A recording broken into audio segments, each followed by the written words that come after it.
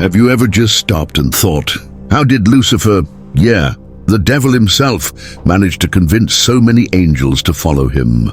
I mean, we're talking about angels who literally stood in the presence of God. They saw his glory, his power, his goodness every single day.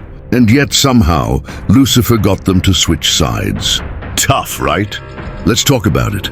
First off, Lucifer wasn't just any angel. He was created beautiful, full of wisdom, and had a high-ranking position. He wasn't some low-level angel trying to start drama. He had influence. Ezekiel 28 verse 17 says, "Your heart became proud on account of your beauty, and you corrupted your wisdom because of your splendor."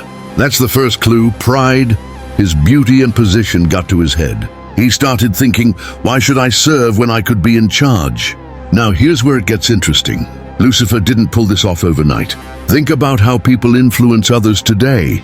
It's not always loud and obvious. Sometimes it's quiet. A whisper here, a suggestion there.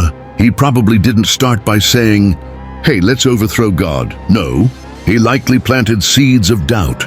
Maybe something like, "Don't you ever wonder why God gets all the glory? Don't you think we deserve more recognition?" That's how manipulation works. Small, subtle, but dangerous. Lucifer's biggest weapon, deception. Revelation 12 verse 4 talks about how his tail swept a third of the stars out of the sky and flung them to the earth. Those stars represent the angels he convinced to follow him. Think about that, a third of the angels. That's not a small number. So how did he deceive them? He probably mixed truth with lies. Like, God gave us power, right? Maybe we're meant to rule too. Sounds almost true, but it's twisted. You might be thinking, but these are angels. How could they fall for that? Well, angels have free will just like us. They're not robots. They can choose. Lucifer appealed to their pride, their curiosity, maybe even their sense of injustice. It's like when someone's unhappy at work, not because the job is bad, but because someone whispers, "You deserve more. You're better than this." Suddenly, you start seeing problems that weren't even there. After the rebellion, there was no going back. Lucifer and the angels who followed him were cast out of heaven. Imagine the regret. They traded eternal glory for darkness because they believed a lie.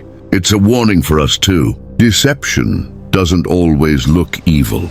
Sometimes it looks appealing, logical, even right, but if it pulls you away from God, it's deadly. Lucifer's tactics haven't changed. He still uses pride, doubt, and deception today. That's why the Bible tells us to be alert.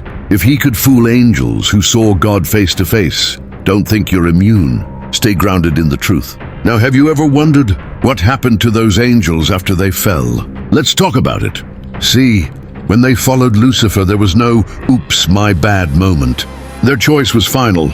Jude 1 verse 6 says, "And the angels who did not keep their positions of authority but abandoned their proper dwelling, these he has kept in darkness, bound with everlasting chains for judgment on the great day." Did you catch that?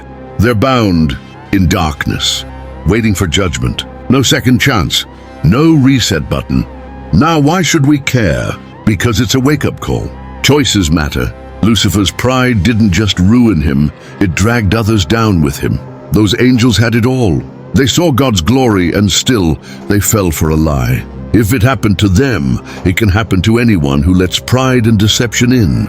Bottom line, don't play around with pride, rebellion, or thinking you know better than God. That's the same trap Lucifer set for those angels. Stay humble, stay grounded, keep your eyes on the truth.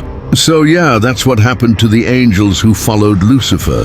They made their choice, and it cost them everything. Let's make sure we don't fall for the same thing.